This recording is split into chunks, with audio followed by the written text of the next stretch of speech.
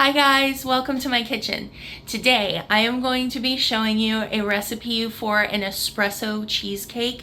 It is so good. It hits all the right notes. It's a wonderful flavored cheesecake. So I hope that you guys will enjoy the recipe. One note before we get started, you will see later in the video my cheesecake cracked.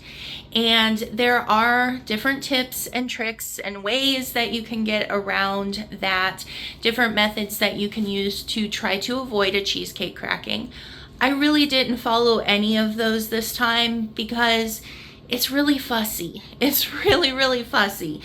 And I was just making this cheesecake for me. It didn't have to be seen by anybody else, even though I'm showing all of you guys. So there's that. But the thing is, you should not be afraid of your cheesecake cracking because it's not going to affect the flavor. The flavor is still going to be absolutely delicious even if the cheesecake is cracked. And this particular cheesecake gets a chocolate glaze over top of it, so to be completely honest with you, I didn't even notice that it was cracked after it had the glaze on it because it was just yummy and delicious and nothing changed with the flavor. So don't be afraid of making cheesecakes just because they might crack. The crack does not mean it's bad. It's still going to taste just as good. All right, friends, the first thing that we are going to do to get this cheesecake started is we are going to put a 1/4 cup of cream into a small saucepan. I used light cream here. You can use heavy cream, half and half. Either one will work just fine. We're just going to put this into a small saucepan and add about 2 to 2.5 tablespoons of espresso powder. And we just want to warm this up enough that the espresso powder gets dissolved into the heavy cream. So we don't want it to come like to boiling or anything like that. We're just getting the espresso powder dissolved so that it will dissolve and get into our cheesecake really nicely. So this is what it should look like once everything's combined, and it should smell amazing, like coffee. So good. And then we're gonna just set that aside, let it cool down a bit, and get our stand mixer going here. And what we're gonna do is pull open a ridiculous amount of foil packets of cream cheese. And by ridiculous, we're using 3 pounds of cream cheese, so that means 6 of the 8-ounce blocks, bricks, whatever you want to call them. So that is all going to go into our stand mixer. I will say at this point, you can half this recipe.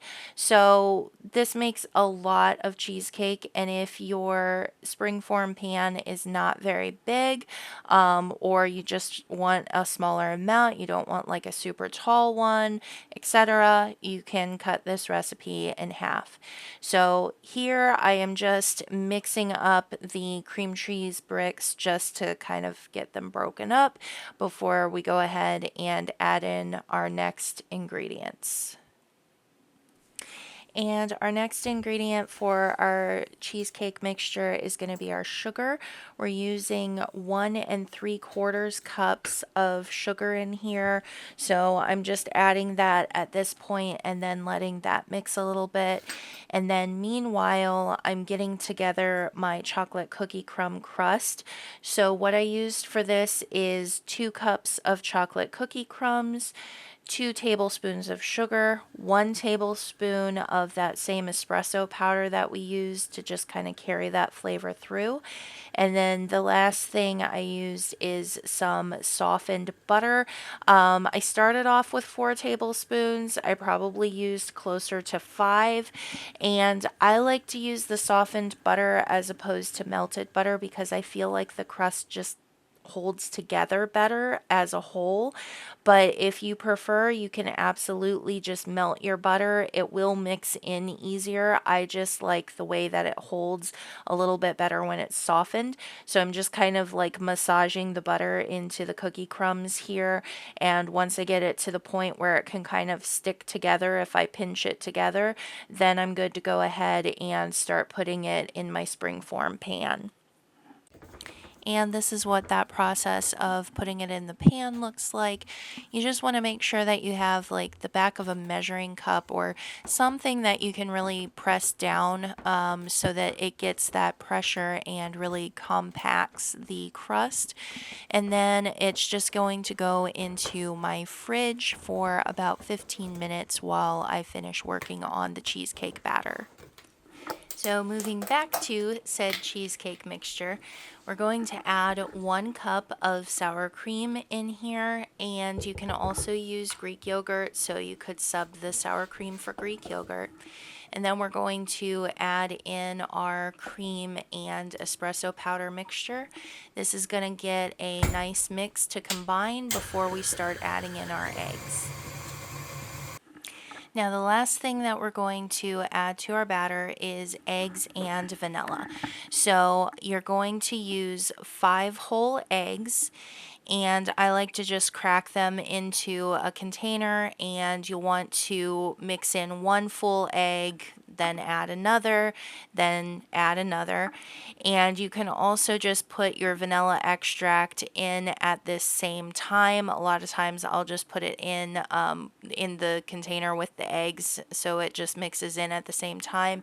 But you're going to want to use about a tablespoon of vanilla extract, or you could use the same amount of vanilla paste. Once your batter's in the crust, just go ahead and pop this on a sheet tray and put it in the oven.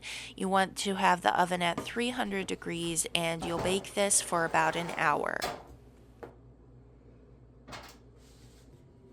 So here you can see that crack that I told you about in the beginning of the video. It is actually pretty massive, but again, I could have avoided that if I had taken a couple of extra steps, but I just didn't really opt to do that, and I really did not find that it was a huge problem. We're glazing this cheesecake and it didn't taste any different, and once I had the glaze on there, I actually just forgot that it was cracked. So you can definitely kind of work around this. Now for our glaze, we're going to be using 2 tablespoons of corn syrup and combining that in our saucepan with 1/3 cup of cream. Again, you can use heavy cream, light cream, or even half and half if that's all you have. And you just want to get that combined and get that to the point where there are bubbles around the side of the pan. So just at the very beginning stages of a simmer. And then we're going to pour all of that over top of about half a cup of chocolate chips, and you can use chocolate chips or you can use a chopped up bar of chocolate. Either one's perfectly fine. Now, the reason that we're adding corn syrup in here, this is basically just a chocolate ganache, but the corn syrup is going to give it some flexibility so that it doesn't completely solidify when we are chilling our cheesecake. A regular ganache would solidify and it would make it very hard to cut the cheesecake, and you don't want that with this. So that's why that ingredient is being used here. And you do want to make sure that you have allowed your cheesecake to chill for at least 2 hours before you add the glaze on top of it. You really want it to go ahead and be completely set up before you're putting that on top of it. And then you want to give it about another hour of chill time after the glaze has been put on there before you would actually serve this. After you've got your ganache all mixed together, then we're just going to go ahead and put that over top of the cheesecake. I opted to not really push it all the way over the sides, but you can see it does completely cover that crack and it looks beautiful. So this is what it looks like when it's finished. I promise you it tastes so good. And I hope you guys enjoyed this video, got some useful tips, and if you have any questions for me, just leave me a comment below. Bye-bye.